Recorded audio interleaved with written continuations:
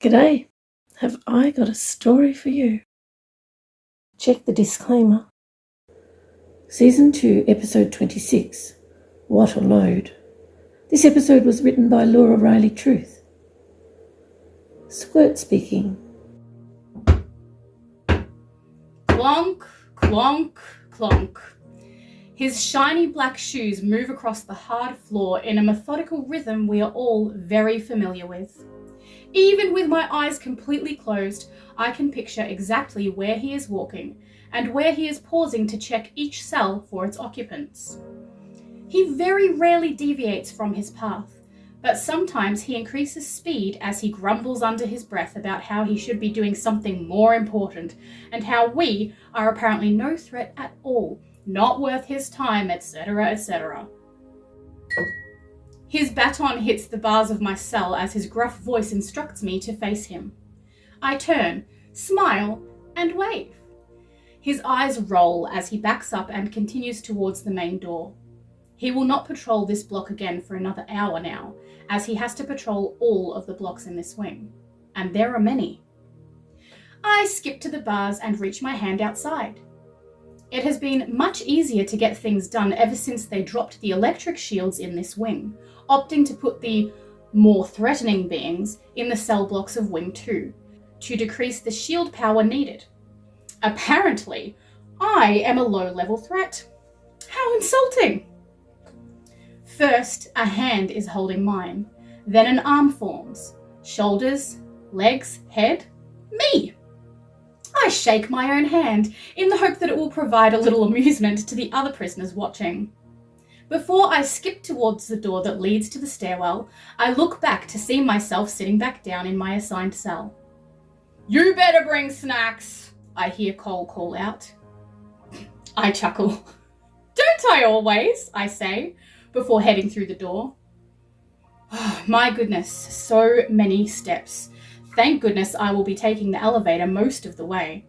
Little Sweetheart says I have plenty of time, so I move at a fast but not exhausting pace. I will be walking a very long time. No need to tire myself out this early. I finally reach the floor with the elevator. Little Sweetheart let me know to come here as this area will be empty and free of anyone working at this time of night. The doors of the elevator open to reveal a swirling portal. "Brilliant," I say out loud. I step into the elevator and hear Little Sweetheart in my mind. Going up. I smile, tap a random number on the elevator buttons, and step through, knowing the elevator doors will close behind me and then the elevator will move and dissipate the portal. I take a deep breath as the cool outdoor air flows past me, swishing my own hair into my face. I turn to face the portal where I exited and push the log that it's resting on, causing it to rock slightly, but slightly is enough. I've never really watched as a portal dissipates before. I don't know what I was expecting, maybe a sound or lights, but it just kind of silently shrinks into a mist, very, very quickly, before it is completely gone. If I wasn't particularly watching, I am sure I would have missed it. I turn back towards the wind and ask in my mind, "Did you pack me a hair elastic?" I see it at the same time as her voice fills my mind. Directly in front of you, hidden with branches between the trees and bushes. I take maybe 3 steps and pull back some of the branches, revealing a huge stockpile of supplies. Little Sweetheart shows me a picture in my mind, a shoulder bag. I see it at the very front of the pile and pick it up, searching inside for a hair elastic. You know, you could have duplicated your hair already tied back, she said in jest. I laugh. I was too busy shaking my own head to think about potential wind. As I tie back my hair, I look over the large stockpile, working out how I will carry it all. I think probably just one really tall and strong bloke is needed. I extend out my little finger and feel my hand rising slowly as the height of my other self is realized. I turn to look up at myself, tall, strong golden owl eyes, and with his hair already tied back. Perfect. Never thought I'd might be able to see right up my own nose, I say out loud to no one in particular, as we both move in unison to pick up every supply bag and parcel. By the time we are done, we are so covered with bags we look like mountains with heads popping out. I have the first shoulder bag positioned towards my front as it contains everything we will need along the way, including a map with our path marked out. We don't really need the map, as Little Sweetheart has provided the path as a picture inside our mind, but just in case something happens, we have this as backup.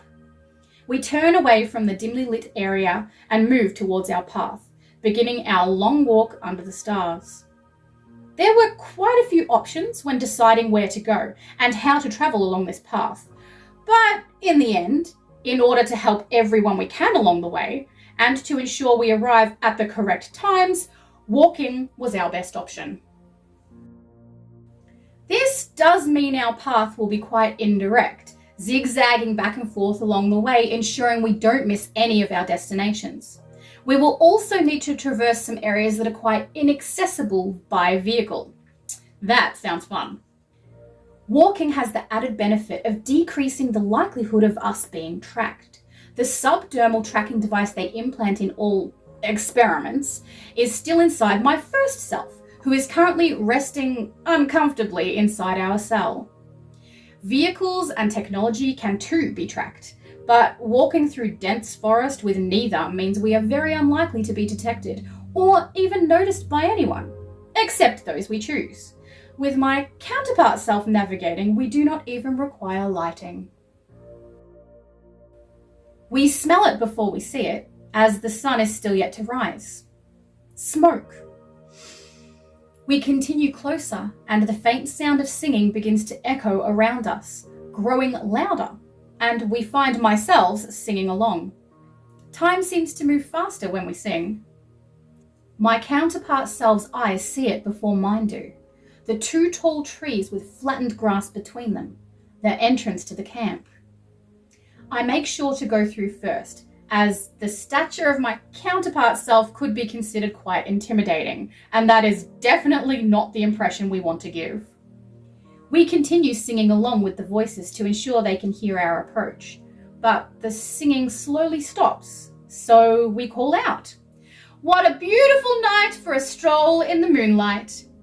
The correct response from multiple voices in various directions. Ain't nothing as relaxing as a walk under the stars. The sound of rustling and giggles follows us as we move around a large rock formation and see before us the campsite that Little Sweetheart had shown us. Small tents and assembled shelters surrounding a bright dancing fire. Children come out from behind the trunks of the tall surrounding trees, all with big, curious green eyes and smiling dirt-covered faces. There are 3 boys and 4 girls. The tallest girl looks excited. "Right on time," she said. "We knew you would come. The angel told us so." And she told us we would find you here. We begin to unload the appropriate bags, the ones Little Sweetheart suggested we place on top specifically for this group. "You must be Calissa," I say with a smile, handing a bag over to her. The younger children start asking eagerly if I know their names too, so I call each of them by name as I hand them the bag specifically for them, watching as their faces light up with delight. All of the bags contain helpful items, including food, tools, blankets, towels, soap, cash, clothing, shoes, and various other items that are specifically catered to each person. I can only imagine how much coordination must have been needed by Little Sweetheart in order to organise these for each person. It is quite impressive, especially considering that these were prepared by many different people and assembled ready for me to deliver. Once every one of these children has their individual bag, Calissa approaches me, handing me a folded map. "This is for Jasper," she says with a serious expression. I thank her and place it in the bag for Jasper before my counterpart self hands her a large and quite heavy bag that contains a lot of food.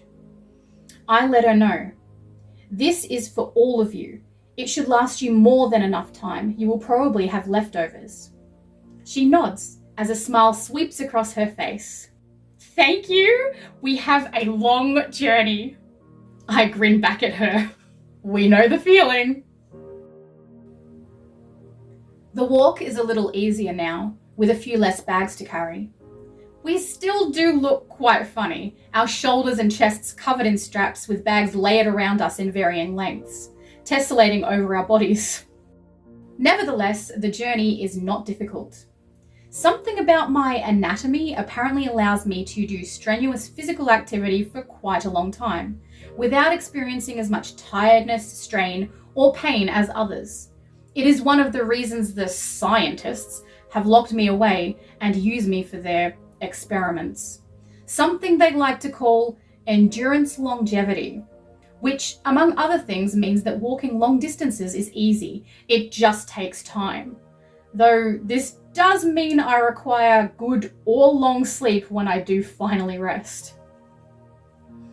Slowly, the sound of flowing water becomes apparent, and we turn in its direction as indicated by the mind map provided by Little Sweetheart.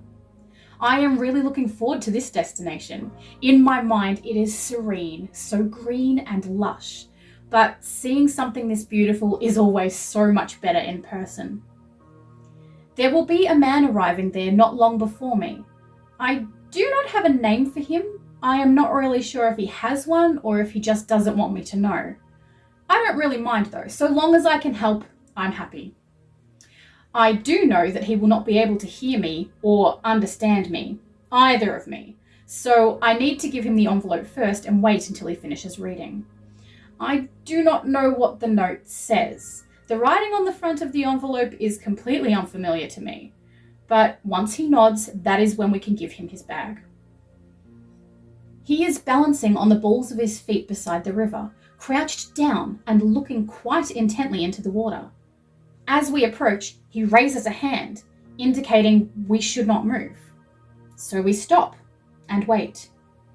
In one very quick movement, he scoops his hand in and out of the water, suddenly holding a fish, which he briefly waves above his head triumphantly. His other hand beckons us towards him as he throws the fish into a nearby bucket. It seems like he has been here for quite a long time. His hair and beard are very long, his skin dirt-covered and stained, clothing threadbare and torn.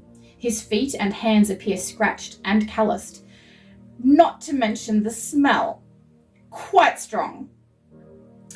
He looks toward my counterpart self, with a skeptical expression completely ignoring me.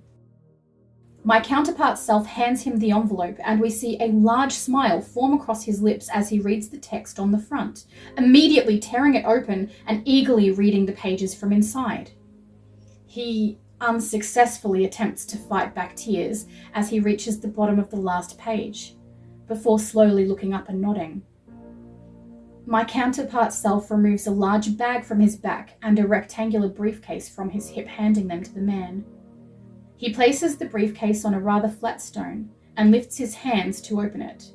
He hesitates, regarding his dirt-covered hands, before a look of realization covers his face. He looks at us with an expression we easily understand.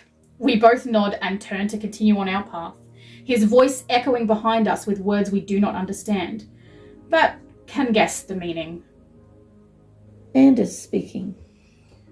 I wake early, long before the sun begins to rise. I cannot sleep longer, as today is meant to be a very interesting day.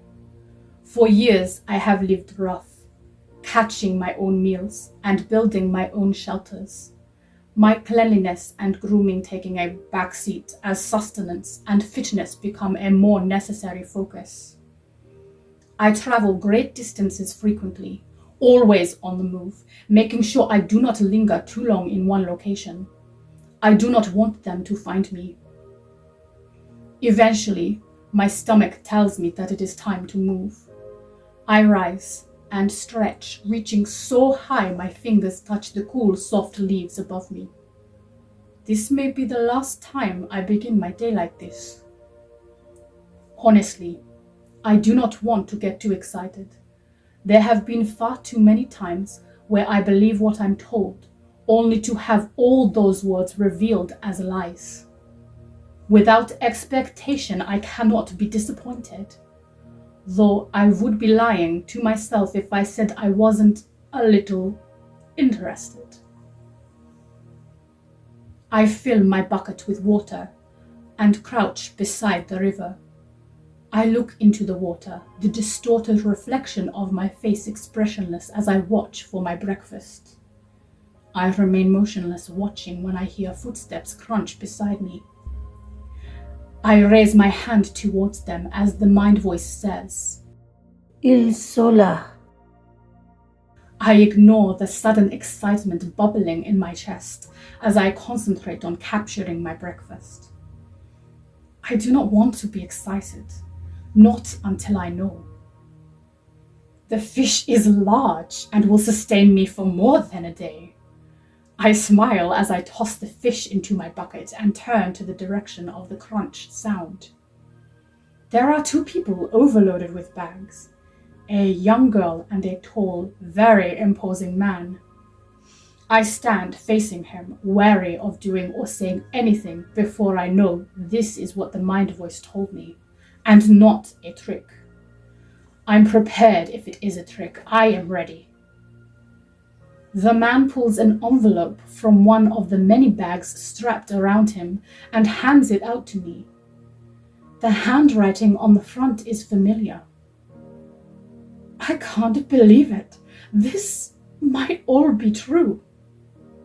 I open the envelope quickly and see multiple pages, a long letter written just for me. I feel my eyes fill with tears as I read.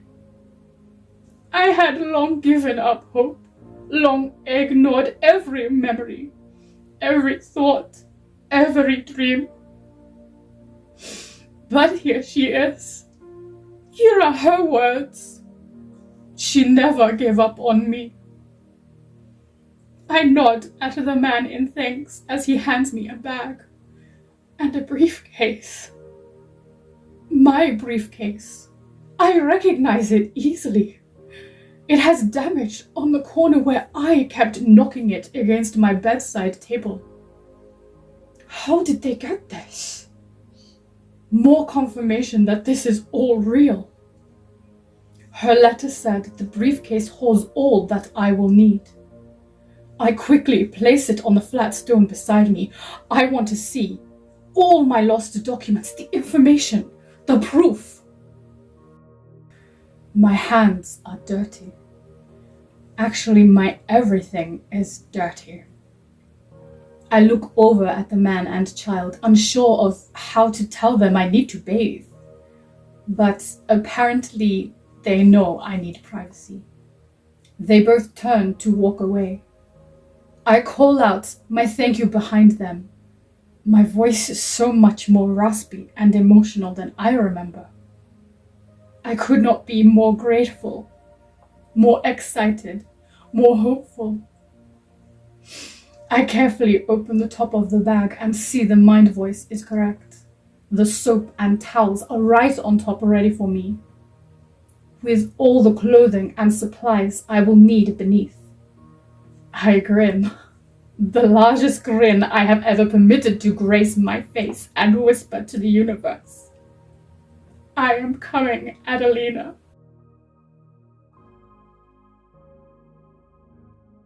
Thank you so much for joining us with the cuppa. We appreciate your company.